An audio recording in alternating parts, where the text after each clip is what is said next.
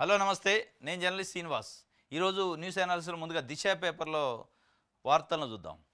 దిశలో పదవుల కోసం ఎదురుచూపులాట, కాంగ్రెస్లో పోస్టుల భర్తీ కుదరని ముహూర్తం, ఖాళీగా పలు నామినేటెడ్ పదవులు ఇంకా మొదలవని పీసీసీ కార్యవర్గం, కేసీ వేణుగోపాల్ చెప్పినా ముందుకు జరగని ప్రాసెస్, ఎప్పటికప్పుడు కేబినెట్ విస్తరణ పోస్ట్ పోను, నేతల తీరుపై ఆశావాహులు, కేడర్ అసంతృప్తి, నేతల మధ్య సమన్వయ లోపం కూడా ఉందట.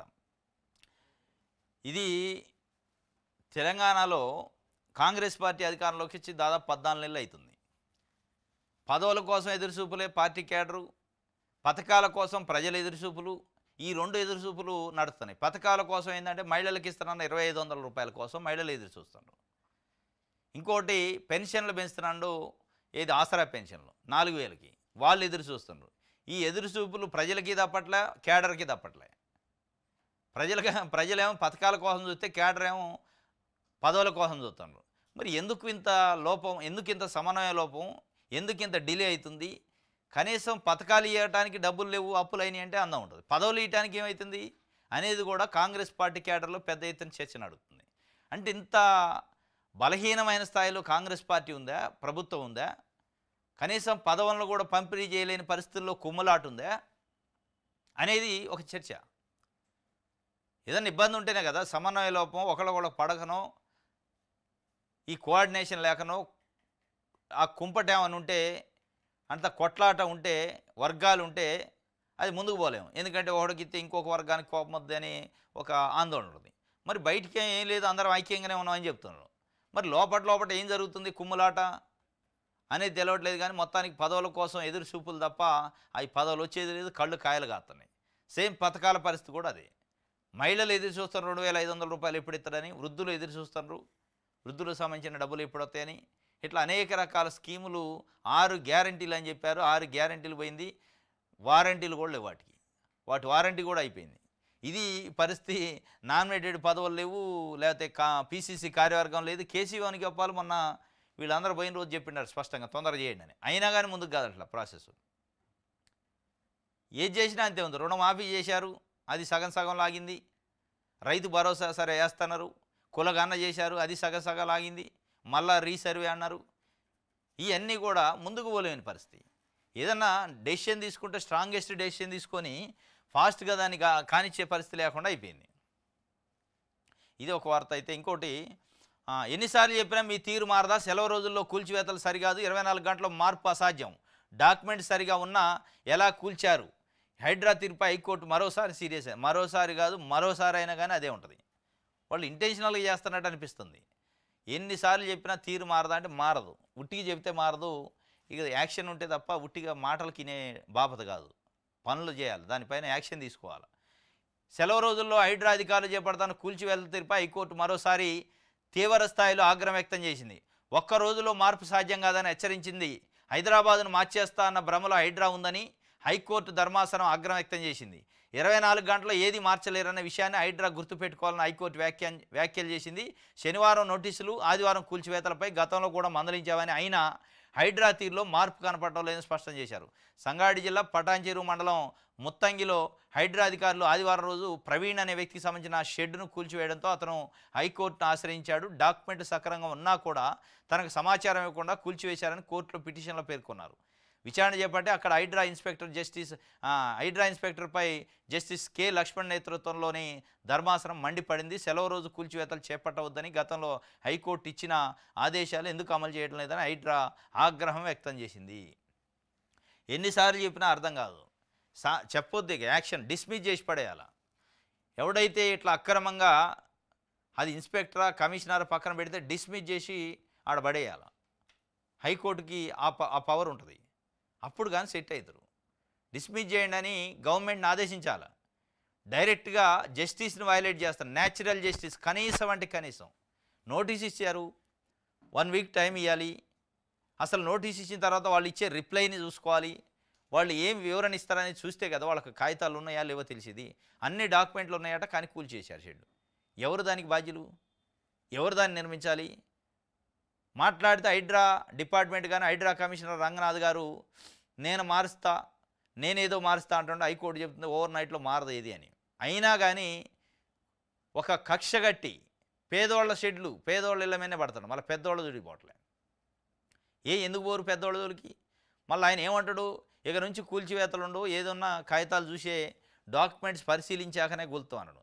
మరి డాక్యుమెంట్స్ పరిశీలించేటోడు శనివారం నోటీస్ ఇచ్చి పటాన్ చెరువు ముత్తంగిలో ఆదివారం ఎట్లా కొలుస్తూ? ఎప్పుడు నువ్వు డాక్యుమెంట్లు చూసినావు, ఎప్పుడు అవి కావని తెలిసింది, క్రాస్ వెరిఫికేషన్ ఎప్పుడు చేసుకున్నారు అంటే ఏం లేదు. పాపం మళ్ళీ హైకోర్టుకు రావాలి. ఎంతమంది హైకోర్టు రాగలరు? పాపం పేదోళ్ళు ఉంటారు, రెక్కాడితే డొక్కాడిన వాళ్ళు ఉంటారు. ఎట్లా హైకోర్టు దాకా వచ్చి పిటిషన్లు వేసి నిలదీసే పరిస్థితి ఉంటుంది? మనకి హైకోర్టుకు వచ్చి బయట ప్రశ్నించే వాళ్ళదే మనకు తెలుస్తుంది. చాలామంది మగ్గిపోతున్నారు, ఏం చేయాలో తెలియని పరిస్థితుల్లో బయటికి రాని పరిస్థితి, చాలా ఇష్యూస్ ఉన్నాయి హైడ్రా వల్ల. వాళ్ళదైతే అగమ్య గోచరం. కనీసం వీళ్ళు బయటకు వస్తే కనీసం ప్రెస్ అన్న రిపోర్ట్ చేస్తున్నాం, కానీ బయటికి రాని పిటిషన్ వేయలేని, ఇల్లు బయట దాటలేని వాళ్ళు ఉండరు. ఇది హైడ్రా ఒక రకంగా దాడి చేస్తానంటే పేద ప్రజల పైన.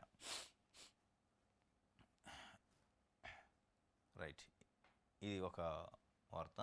సాక్షి పేపర్ చూద్దాం.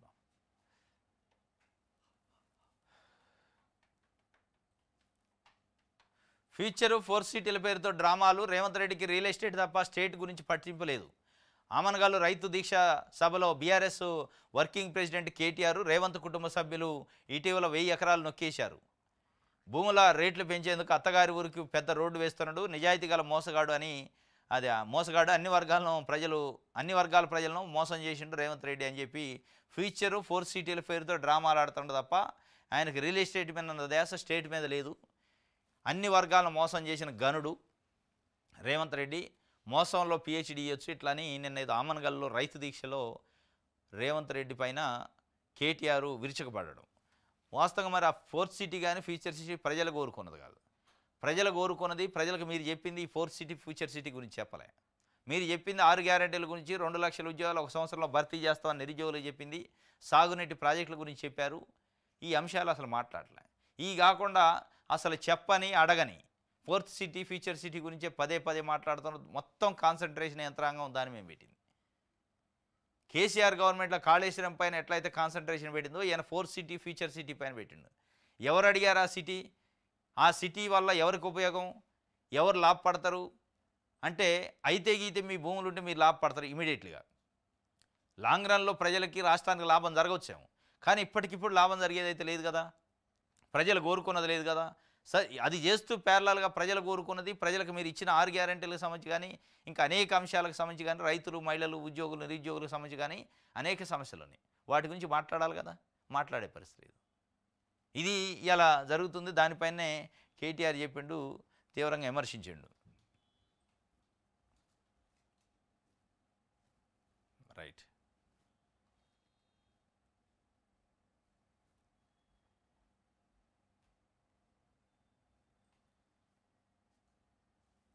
వైద్యం చేయించలేక భర్తకు ఉరేసిందట. అల్లుడితో కలిసి భర్తను హత్య చేసిన భార్య. భర్త వైద్యానికి అయ్యే ఖర్చును భరించలేక అతన్ని అల్లుడితో కలిసి ఉరేసి హత్య చేసింది ఓ భార్య. పైగా దీన్ని సహజమానంగా చిత్రీకరించేందుకు ప్రయత్నించింది. తీరా మృతుడి మెడపై కమిలిపోయిన గాయాలు ఉండటంతో పోలీసులు వరకు వెళ్ళింది. ఈ ఘటన ఆలస్యంగా వెలుగులోకి వచ్చిందట. మెదక్ జిల్లా పాపన్నపేట మండలం పరిధిలో బాచారం గ్రామానికి చెందిన కర్రెల ఆశయ 45 సంవత్సరాలు, శివయ్య దంపతుల కూతురు లావణ్య, కుమారుడు శివకుమార్ ఉన్నారు. 1.5 ఎకరం అసైన్ భూమిలో పంటలు పండక నగరానికి కూలీలుగా వలస వెళ్ళారు. రోడ్డు ప్రమాదంలో కొడుకు చనిపోయిండు. దీంతో స్వగ్రామానికి వచ్చారు. కూతురు లావణ్యను జుక్కలకు చెందిన రమేష్కు ఇచ్చి వివాహం చేసి ఇల్లరికం తెచ్చారు. ఆశయ గ్రామంలోని పశువులు కాస్తున్నాడు. ఇటీవల బోరు వేసి ఆ భూమిని వ్యవసాయయోగ్యంగా మార్చారు. శనివారం పొలం పనులకు వెళ్ళిన ఆశయ జారిపడగా తుంటి ఎముక విరిగింది. ఆశయకి శస్త్రచికిత్సకు 50,000 ఖర్చు అవుతుందని డాక్టర్లు చెప్పారు. ఇంటికి వెళ్ళిన తర్వాత వైద్య ఖర్చులు ఎలా భరించాలి అనుకున్నారో, అవిటితనంతో కుటుంబానికి భారం అవుతాడని భావించారు, లేక రైతు బీమా కోసం ఆశపడ్డారో తెలియదు. కానీ ఆదివారం అర్ధరాత్రి అల్లుడు రమేష్తో కలిసి శివమ్మ నిద్రలో ఉన్న భర్త ఆశయ మెడకు తువాల్తో ఊరేసిందట. ఇది ఊరేసి మళ్ళా జనరల్గా చచ్చిపోయి సహజ మరణం కింద చిత్రీకరించాలని చూశారు. అప్పులైనయట, తొంటి ఇరిగింది, ఆపరేషన్ చేయించలేని పరిస్థితి, ఖర్చులు లేవు, ఇట్లా మంచం మీద సాధటం కష్టం అని చెప్పి చంపేశారట. అల్లుడితోను కలిసి చంపేసి సహజ మరణం కింద దాన్ని మలిచే ప్రయత్నం చేశారు. అసలు మానవ సంబంధాలు, మానవ విలువలు, కుటుంబ సంబంధాలు, భార్యాభర్త సంబంధాలు, తల్లి కొడుకు సంబంధాలు, తండ్రి కొడుకు సంబంధాలు ఎడిపోతున్నాయి. సమాజంలో వ్యక్తులు ప్రజలు ఎట్లా ఆలోచిస్తున్నారు అనేది ఇగో ఇట్లాంటి కొన్ని విచిత్రంగా ఉంటాయి చూసినప్పుడు. ఈ మధ్యకాలంలో మొత్తం భార్యని నరికి ముక్కలు ముక్కలు చేసి మటన్ ముక్కలు లెక్క దాన్ని మళ్ళీ మిక్సీలో బట్టి చేసిన ఘటన కానీ ఇట్లాంటివి చూస్తుంటే అసలు విచిత్రం అనిపిస్తుంది. అంటే మైండ్ యాటిట్యూడ్, ప్రజల యాటిట్యూడ్ ఎట్లా మారుతుంది, ఆ క్రైము ఏ రకంగా మారిందనేది క్రైము లెక్క లేదు. అసలు విచిత్రంగా చాలా జుగుత్సాకరంగా ఉంది. అసలు ఊహించుకోవడానికి కూడా ఊహకందని లెవెల్లో ఉంది. సొంత భర్తని ఊరేసి చంపే పరిస్థితి, అది దేనికోసం? మళ్ళా గతంలో మనం చూసినాం వివాహేతర సంబంధాలు, ఇల్లీగల్ అఫైర్స్తోనూ చంపినీ చూసినాం. కానీ ఖర్చులు భరించలేక చంపటం అంటే మరీ ఇది విచిత్రంగా ఉంది. ఈ ఖర్చులు భరించలేక చంపే కాడికి వస్తే ఏ భార్య ఏ భర్త నుంచడు, ఏ భర్త ఏ భార్య నుంచడు, ఏదో ఒకటి వస్తుంది. హెల్త్ ఇష్యూస్, ఖర్చులు అయితేనే ఉంటాయి. దానికోసమే చంపాల్సి వస్తే ఇక మనుషులు భూమి మీద ఉండరు మరి. కాబట్టి మానవ విలువలు, కుటుంబ సంబంధాలు ఎట్లా మంట కలుస్తున్నాయి అనేది ఇది ఒక ఉదాహరణ.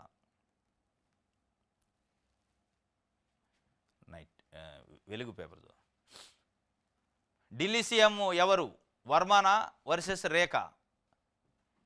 ఇవాళ బీజేఎల్పీ మీటింగ్లో ఎన్నిక, రేపు రామలీలా మైదానంలో ప్రమాణం. ఢిల్లీ ముఖ్యమంత్రి పీఠంపై సస్పెన్షన్ కొనసాగుతుందట. గురువారం ప్రమాణ స్వీకారానికి ఒకవైపు ఏర్పాటు జరుగుతున్నాయి. ఇప్పటికీ సీఎం ఎవరు అనే దానిపై బీజేపీ హైకమాండ్ ఎట్టి తేల్చలేదు. సీఎం రేసులో రోజుకో పేరు తెరపైకి వస్తుంది. న్యూఢిల్లీ స్థానంలో కేజ్రీవాల్ను ఓడించిన పర్వేష్ వర్మ పేరు ప్రధానంగా వినిపిస్తుండగా ఈసారి ఢిల్లీ సీఎం సీట్లో కూర్చునేది మహిళేనని, అందులో షాలిమార్ బాగ్ ఎమ్మెల్యే రేఖా గుప్తానే ఆ పదవి వరించినందుకు పార్టీలో ప్రచారం జరుగుతుంది. బుధవారం సాయంత్రం జరిగే బీజేఎల్పీ మీటింగ్ ఉంది. అలా ఇప్పుడు కేజ్రీవాల్ను ఓడించిన పర్వేష్ వర్మనా లేదంటే రేఖా గుప్తానా, వీళ్ళిద్దరిలో ప్రధానంగా పోటీ ఉందట. ఒకవేళ నిజంగానే మహిళకే ఇవ్వాలి ఢిల్లీ పీఠం అనుకుంటే రేఖా గుప్తాకి ఇస్తారు. గతంలో బీజేపీ పార్టీ వాజ్పేయి ఉన్న సందర్భంలో బీజేపీ పార్టీ ముఖ్యమంత్రిగా సుష్మా స్వరాజ్ చేశారు ఢిల్లీ ముఖ్యమంత్రిగా. ఇప్పుడు మళ్ళీ మహిళనే పెడతారా అదే సెంటిమెంట్తోని? లేదు, కేజ్రీవాల్ని దేశంలోని అత్యంత బలమైన అపోజిషన్గా, బీజేపీకి ఆల్టర్నేటివ్ నాయకుడిగా, మోడీకి ఆల్టర్నేటివ్ నాయకుడిగా కేజ్రీవాల్ ఉంటే ఆయన్నే ఓడించిన పర్వేష్ వర్మకి ఇస్తారా? ఈ రెండిట్లో ఏది అనేది తెలిసిద్ది. పర్వేష్ వర్మకే ఇచ్చే ఒక మెసేజ్ పంపే అవకాశం ఉంది. కేజ్రీవాల్ని మట్టి గరిపించిన వ్యక్తికే పార్టీ ప్రాధాన్యత ఇచ్చిందని ఒక లైన్ తీసుకుంటుందా చూడాలి. మరి ఏం చేస్తా అనేది ఈరోజు తెలుతుందట. రేపు ప్రమాణ స్వీకారం ఉంది. దానికి చంద్రబాబు నాయుడు గారు కూడా పోతుండు. అంటే ఎన్డీఏ కూటమి ఒకటి. వాదనలు వినిపిస్తూ కుప్పకూలిన అడ్వకేట్, హైకోర్టులో గుండెపోటుతో మృతి అట. హైకోర్టులో మంగళవారం 21st కోర్టులో వాదనలు వినిపిస్తుండే వేణుగోపాలరావు గారని, పస్నూరు వేణుగోపాలరావు గారు అనుకుంటా ఆయన పేరు. పస్నూరు వేణుగోపాలరావు సీనియర్ అడ్వకేట్ హైకోర్టులో ఒక కేసులో వాదనలు వినిపిస్తాడు. పాపం హఠాత్తుగా కింద పడిపోయాడు, గుండెపోటు వచ్చిందట. వెంటనే అక్కడున్న తోటి అడ్వకేట్లు అంతా కలిసి తీసుకొని హాస్పిటల్కి పోయేటప్పటికే అప్పటికే చనిపోయి ఉండట. చాలా విషాదం జరిగింది. నన్ను హైకోర్టులో ఆన్ కోర్టు వాదనలు వినిపిస్తూ కుప్పగూలి చనిపోయాడు. ఈ మధ్యకాలంలో ఆ మధ్య ఒక పోలీస్ ఆఫీసర్ కూడా ఒక వీఐపీకి ప్రొటెక్షన్ ఇస్తూ పక్కన నిలబడ్డ కుప్పగూలి నుండి చనిపోయాడు. ఇటు జరుగుతున్నాయి. సీనియర్ అడ్వకేట్ వేణుగోపాలరావు గారు నిన్న మొత్తం కేసులు కూడా పోస్ట్పోన్ చేశారు. ఎందుకంటే విషాదకరమైన సంఘటన జరిగింది కాబట్టి. ఇది నిన్న హైకోర్టులో జరిగింది, 21వ కోర్టులో. Pasnuru Venugopala Rao senior advocate.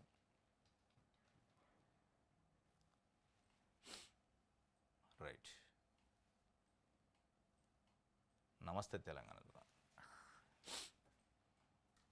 Right. రుణాలు కట్టలేదని ఇళ్ల తలుపులు, మోటార్ స్టార్టర్లు గుంజకపోతున్నారు. రేపు పుస్తెలతాళ్లు లాక్కెళ్తారా? రాష్ట్రంలో కాంగ్రెస్ దుర్మార్గ పాలన అని కేటీఆర్ చెబుతుండు. ఆడబిడ్డల పెళ్లికి ₹1,00,000 తులం బంగారం, మహిళలకు నెలకు 2,500, ఆడపిల్లలకు స్కూటీలు, రైతు కూలీలకు 12,000, ఉచిత విద్యుత్తు, ₹500 గ్యాస్ సబ్సిడీ హామీలు ఇచ్చి ఎగ్గొట్టిన రేవంత్ సర్కార్కు స్థానిక ఎన్నికల్లో బుద్ధి చెప్పాలి. ఓట్ల కోసం వచ్చే కాంగ్రెస్ నేతలు నిలదీయాలని కేటీఆర్ నిన్న ఆమనగల్లో రైతు దీక్ష చేపట్టారు. అందులో చెప్తుండు, రుణాలు కట్టలేదని తలుపులు బేకపోవటం, రుణాలు కట్టలేదని మోటార్ స్టార్టర్లు బేకపోవడం జరిగింది ఇప్పటికీ. ఇక మరి రేపో మాపో మహిళల మెడలో ఉన్న పుస్తెత్తాళ్ళు కూడా గుంజపోతారా? ఏంది మరి ప్రజాపాలన, ఏంది ఇందరప్ప పాలన? దేన్ని ప్రజాపాలన అంటారు, దేన్ని ఇందరప్ప పాలన అంటారు? తలుపులు స్టార్టర్లు బేకపోయి పుస్తెలతాళ్ళు బేకపోయేదాన్ని ఇంధన పాలన అంటారా? ఇది ఎట్లా? మీ గ్యారంటీలు ఇచ్చింది దేనికి? పుస్తెలతాళ్ళు గుంజపోతాం, తలుపులు బేకపోతాం అని గ్యారంటీ ఇచ్చారా? నిజంగానే ప్రజలకు ఏమైనా గ్యారంటీ ఇచ్చారా అనే అనుమానం వస్తుందని ఆయన చాలా ఘాటైన వ్యాఖ్యలు చేసిండు. రేపు ఇక పుస్తెలతాళ్లే లెక్క కడతారా అని, లాక్కెళ్తారా అని. నేడు బీఆర్ఎస్ భేటీ ఉంది. దానికి తెలంగాణ భవన్ కేసీఆర్ వస్తుంటే చాలా గ్యాప్ తర్వాత ఈ నెల 19న సర్వసభ సమావేశం ఉందన్నారు. ఇది ఒక వార్త. ఇంకోటి బడి పిల్లల కేసీఆర్ స్వీటు టీచర్పై సర్కారు వేటేసింది. కేసీఆర్ బర్త్డే స్కూల్లో మొక్కలు నాటి చాక్లెట్ పంచిన బీఆర్ఎస్ నాయకులు అనుమతించిన ఉపాధ్యాయుని సస్పెన్షన్ చేశారు. స్కూల్లో టీచర్ అట, ఉపాధ్యాయురాలు గవర్నమెంట్ స్కూల్లో. బీఆర్ఎస్ నాయకులు కేసీఆర్ బర్త్డే ఉంది కదా 17 రోజు వచ్చి ఆ మొక్కలు నాటుతాం మేము, స్వీట్లు పంచుతామని పంచితే ఆమె ఏదో ఇక సరే ఏముందిలే మాజీ ముఖ్యమంత్రి కదా, వాళ్ళు ఏం తప్పు చేయట్లేదు కదా, మొక్కలు నాటుతున్నారు, తప్పేం కాదు అది వాస్తవంగా. అదేదో పెద్ద క్రైమ్ అయినట్టు సస్పెండ్ చేశారు. ముఖ్యమంత్రికి, మాజీ ముఖ్యమంత్రికి నువ్వు ఎట్లా కేకు అదే స్వీట్లు పంచనిస్తావు, స్కూల్లోకి ఎట్లా రానిస్తావు, బీఆర్ఎస్ నాయకుల్ని మొక్కలు ఎట్లా నాటనిస్తావు, అది పెద్ద తప్పు కింద క్రైమ్ కింద లెగ్గట్టారు. నిజంగానే అట్లా తప్పు కింద క్రైమ్ కట్టాల్సి వస్తే కారు గుర్తు మీద గెలిచిన 10 మంది ఎమ్మెల్యేలు కాంగ్రెస్ పార్టీలో జాయిన్ అయ్యారు. వాళ్ళని కూడా సస్పెండ్ చేయాలి. మరి చేస్తారా? నిజంగానే రాజకీయ పార్టీ నాయకులకు కానీ ప్రభుత్వాలకి చిత్తశుద్ధి ఉంటే, కమిట్మెంట్ ఉంటే అది చేయాలి, అక్కడ స్టార్ట్ అవ్వాలి. ఏదో ఉద్యోగం చేసుకునే ఉపాధ్యాయురాలు కాబట్టి, ఆమె ఏమీ అనలేదు కాబట్టి, నోరు లేని వాళ్ళు కాబట్టి, మాట్లాడలేరు కాబట్టి, ప్రభుత్వం మన చేతిలో ఉంది కాబట్టి పెత్తనం చేస్తాం, బెదిరిస్తామనే ధోరణి ఏ ప్రభుత్వానికైనా మంచిది కాదు. మళ్ళీ పైగా ప్రజాపాలన అంటారు. ఏం కొంపల మునుగుతాయా? భూమి బద్దలైతే 4 మొక్కలు నాటారు, 4 స్వీట్లు ఇచ్చిపోయారు, ఏమవుతుంది దానికి? అదేం పెద్ద క్రైమా, అక్రమా? ఆయనే దేశద్రోహి, ఉగ్రవాద కేసీఆర్? ఈ రాష్ట్రానికి ముఖ్యమంత్రిగా పనిచేసిండు, ఉద్యమకారుడు. సరే ఏదో వాళ్ళు వచ్చారు, ఎలో చేసింది. ఆమె ఏదో స్వతహాగా పిలిచి ఆడ ప్రోగ్రామ్ అరేంజ్ చేయలేదు కదా. నిజంగానే ప్రోగ్రామ్ అరేంజ్ చేసి అఫీషియల్గా ఒక అధికారిగా ఉండి ఒక ప్రైవేటు వ్యక్తికి సంబంధించి ఎట్లా చేస్తాం అనటానికి అనొచ్చు. కానీ ఆమె చేయలేదు. వాలంటీర్గా వాళ్ళు ఏదో వచ్చారో ఎలో చేసింది ఆతలాపంగా. దానికే మీరు యాక్షన్ సస్పెన్షన్ కాడికి పోతే ఒక గుర్తు మీద గెలిచి ఇంకొక గుర్తు పార్టీలోకి జాయిన్ అయిన మరి నాయకుల్ని ఏం చేయాలా? రాళ్లతోని కొట్టాలని అన్నారు మీరే. మరి రాళ్లతోని కొట్టాలా, సస్పెండ్ చేయాలా అనేది ప్రజలు అడిగే ప్రశ్న. ఆంధ్రజ్యోతి చూద్దాం. ఐఓఎస్సీలట, ఐఏఎస్లు కాదు ఐఏఎస్సీలే. దిగజారుతున్న కొందరు ఐఏఎస్ల తీరు ఒకప్పుడు ప్రజా ఉపయోగమే పరమావధి, ఇప్పుడు నాయకులతో అంటకాగడమే విధి. ఒకప్పుడు పథకాల రూపకల్పనకు పెద్దపేట, ఇప్పుడు ఆస్తులను కూడబెట్టుకోవడానికి స్కెచ్, ప్రభుత్వ భూములు దారాదత్తం చేయడానికి ప్లాన్లు, అక్రమాన్ని సక్రమం చేయడానికి తరుణోపాయాలు. కొందరు ఐఏఎస్లకు ఏజెంట్లు, రహస్య పెట్టుబడులు, నాయకులతో కొమ్మక్కు, ఆదాయార్జనపై దృష్టి, నిజాయితీగా పనిచేసే వారిపైన నాయకులు చిన్నసూపు. అటువంటి వారికి మంచి పోస్టింగులు దక్కడం గగనమే. ముఖ్యమంత్రి రేవంత్ రెడ్డి వ్యాఖ్యల నేపథ్యంలో చర్చ. ముఖ్యమంత్రి రేవంత్ రెడ్డి మొన్న ఐఏఎస్లు మారాలి ఇది అదని చెప్పిండు. ఐఏఎస్లు ఏం మారాలి? మీరు రాజకీయ నాయకులు రకరకాల తప్పులు చేపిస్తున్నారు వాళ్ళతో. ఎవడైతే తప్పులు చేస్తారో, ఎవడైతే తప్పులు చేయడానికి మన మాట ఏంటో వాడినే పెట్టుకుంటారు కీలకమైన పోస్టింగ్లు. నిజాయితీగా ఉండే ఆఫీసర్ని ఎవడన్నా ఏ రాజకీయ పార్టీ అని ఏ ముఖ్యమంత్రి వచ్చినా దగ్గర రానిస్తారా? రానేడు. నిజాయితీ లేకుండా అడ్డగోలుగా అక్రమాలు చేసి మనం చెప్పిన ప్రతి తప్పు పని, లంగా పని చేసేటోడిని మీరు మంచి మంచి పొజిషన్లో పెడతారు. మళ్ళీ మీరు ఐఏఎస్లు మారాలంటారు. ఏడ మారుతారు? మారాల్సింది రాజకీయ నాయకులు, ఐఏఎస్లు కాదు. రాజకీయ నాయకులు నిజంగానే కమిట్మెంట్, చిత్తశుద్ధి ఉండి మారితే ఏ ఆఫీసర్ అయినా మారుతారు, తాట తీయొచ్చు అప్పుడు. కానీ మారాల్సింది మీరు మారరు. కానీ ఏదో పైకి స్టేట్మెంట్లో మారాలని ఇస్తారు. ఇలా ఐఏఎస్లు ఐఆర్ఎస్లు లెక్క అయ్యారు. రాజకీయ నాయకులకు దండాలు పెట్టడం, రాజకీయ నాయకులు కాళ్ళు మొక్కటం కొంతమంది అయితే దరిద్రంగా పోస్టింగ్ల కోసం. ఇది ఏమైంది? పోస్టింగ్ ఏదో ఒకటి ఇస్తారు, జీతం అయితే వద్దు కదా. అంటే ఐఏఎస్ల యాటిట్యూడ్ కూడా చేంజ్ అయింది. ఆస్తులు కూడబెట్టుకోవడం, అక్రమార్జన, ఆదాయార్జన, ఏజెంట్లు పెట్టుకోవడం. ఈ పరిస్థితి వచ్చాక ఇక రాజకీయ నాయకుడి కింద లొజ్జు అవ్వకపోతే ఏమవుతారు? రాజకీయ నాయకుడి కింద బెండ్ అయ్యి వాళ్ళు చెప్పింది అంటారు. అవసరమైతే కాళ్ళు మొక్కుతారు, దండాలు పెడతారు, అన్నీ చేస్తారు. కాబట్టి వాళ్ళు ఐఏఎస్లు కాదు ఐఏఎస్లు అయ్యారు, వాస్తవమైనది.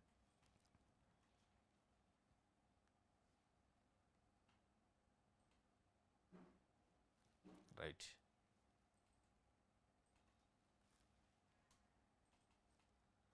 తెలంగాణకు 131 టీఎంసీలు, ఆంధ్రప్రదేశ్కు 27 టీఎంసీలు. ఈ ఏడాది మిగిలిన కాలానికి వాటాలు ఇవే. ఇప్పటికే 639 టీఎంసీలు వాడిన ఏపీ నీటి పంపకాలకు 2015 ఒప్పందాన్ని కట్టుబడాలి. మినిట్స్లో కృష్ణా బోర్డు. తెలంగాణకి 131 టీఎంసీలు, ఆంధ్రప్రదేశ్కి 27 టీఎంసీలు. అంటే ఇప్పటికే ఏపీ 639 టీఎంసీలు వాడుకుందట. కాబట్టి ఇంకొక 27 టీఎంసీలు ఈ సంవత్సరం వాడుకోవచ్చు అని చెప్పి ఒక వార్తని కృష్ణా జలాలకి నదీ జలాలకు సంబంధించి.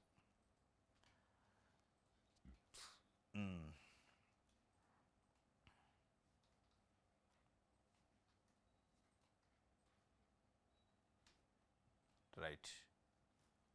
నానా ఇది తగున కుమార్తెలతో కామాంధులు అసభ్య ప్రవర్తన తండ్రుల వత్తాసు. హైదరాబాద్లో 2 వేర్వేరు ఘటనలు, భార్యల ఫిర్యాదు, నిందితులు భర్తలపై ఫోక్సో కేసులు నమోదు. మీ మేనల్లుడు మన అమ్మాయితో అసభ్యంగా ప్రవర్తించాడని భార్య చెప్తే నా మేనల్లుడిపై నింద వేయడానికి నీకెంత ధైర్యం అంటూ రెచ్చిపోయిన భర్త ఒకరు. అయితే ఇంకొకళ్ళు నీ ఫ్రెండు మన కూతురుపై లైంగిక దాడికి ప్రయత్నించాడంటే నా స్నేహితుడిపైనే నిందలు వేస్తావా అంటూ భార్యతో గొడవకు దిగిన భర్త మరొకరు.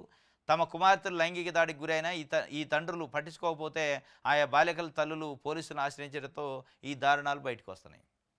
ఈ మధ్య ఇదొక ట్రెండ్ అయింది. వాడు మేనమామ అని తెలవట్లేదు, మేనమామ తెలవట్లే, మేనత్త తెలవట్లే, ఇది తెలవట్లే, మేనబావ తెలవట్లే.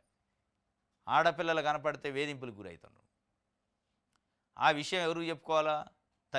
తల్లికి చెబితే తల్లి భర్త చెప్పిందనుకో, నీ మేనల్లుడు మన అమ్మాయిని వేధిస్తాడంటే నా మేనల్లుడిపైన నిందలేస్తామని మళ్ళీ ఏదో ఒక పోటుకాడు పౌరుషం. చివరికి మళ్ళీ భార్య మీదనే రివర్స్ అయ్యి కొట్టే పరిస్థితి. లేదా నీ ఫ్రెండు వాళ్ళ బాబు వచ్చి మన అమ్మాయిని వేధింపులకు గురి చేస్తున్నాడంటే నా ఫ్రెండ్ మీద నిందలేస్తావా, నా ఫ్రెండ్ కొడుకు మీద నిందలేస్తావా అనే పరిస్థితి. అసలు అది ఏంది అనేది కనీసం విచక్షణతో ఆలోచించే పరిస్థితి లేదు. ఇట్లా తండ్రులే వత్తాసు పలుకుతుండ్రు వేధింపులకి. ఎవరికి చెప్పుకోవాలో తెలియని పరిస్థితి అమ్మాయిలకి. తల్లికి చెప్తే భర్తకు చెప్తే నమ్మే పరిస్థితి లేదు.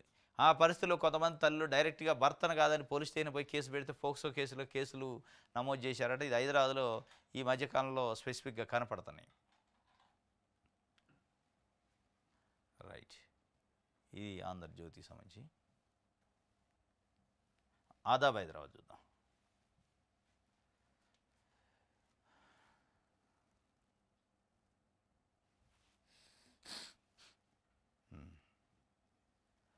తెలంగాణలో అర్హులు లేరా? ఏపీకి కేటాయించబడ్డ డాక్టర్ శ్రీనివాసులు తెలంగాణలోని ఎంఎన్జేలో ఎలా విధులు నిర్వర్తిస్తారు? అలాట్మెంట్ ఆంధ్రాకు, నౌకరి మాత్రం తెలంగాణలో. ఎంఎన్జే ఆసుపత్రి ప్రొఫెసర్ ఆఫ్ సర్జికల్ ఆంకాలజీ వైచిత్రం. ఆంధ్రాలో రిటైర్ అయిన తెలంగాణలో జీతం. ఒక్కగానొక క్యాన్సర్ ఆసుపత్రిలో డైరెక్టర్గా ఆంధ్ర డైరెక్టరా? తెలంగాణ ఆంకాలజిస్టులకు అన్యాయము, సమస్య పరిష్కారం కోసం సర్కారు దృష్టి పెట్టాలని విజ్ఞప్తి చేశారు. తెలంగాణలో అర్హులు లేనట్టు అసలు మొత్తం తెలంగాణకి ఒకటి క్యాన్సర్ ఆసుపత్రి ఉంది, ఎంఎన్జే క్యాన్సర్ హాస్పిటల్ అక్కడికెప్పుల్లో ఉంటుంది. దాని డైరెక్టర్ ఎవరు ఇప్పుడు? డాక్టర్ శ్రీనివాసులు. ఆయన ఎక్కడోడు? ఆంధ్రావాడు.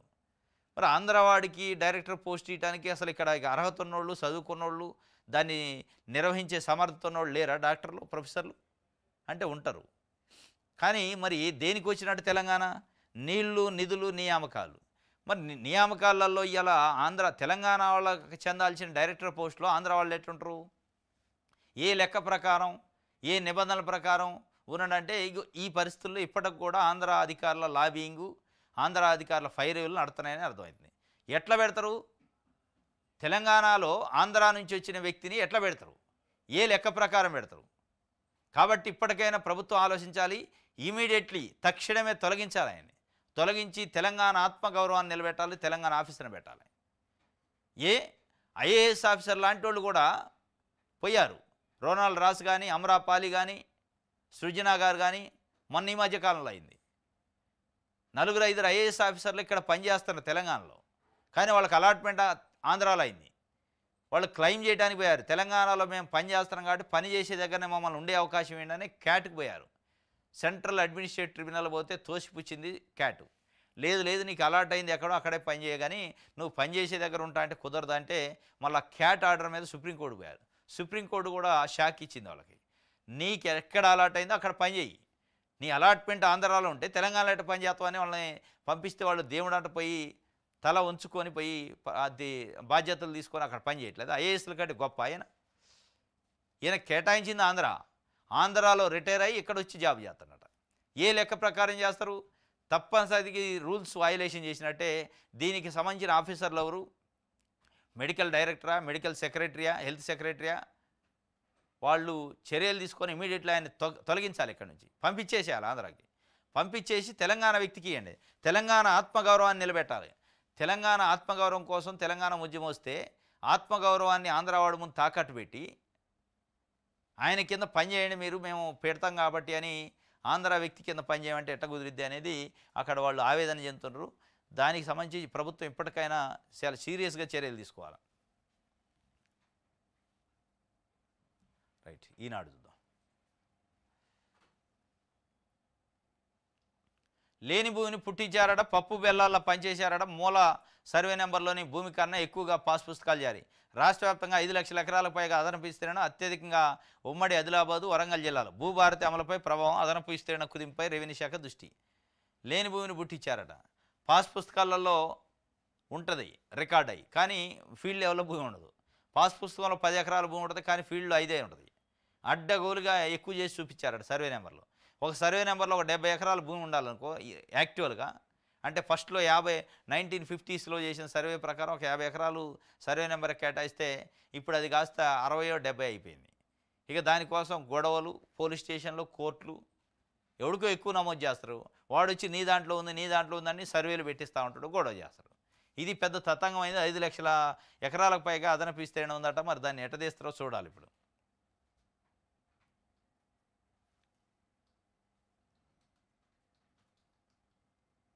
రైట్, ఇది ఈనాడు సంబంధించి. ఎస్, ఇది ఈరోజు న్యూస్ ఛానల్స్. రేపు తాజా వార్తలతో తిరిగి కలుసుకుందాం. Thank you.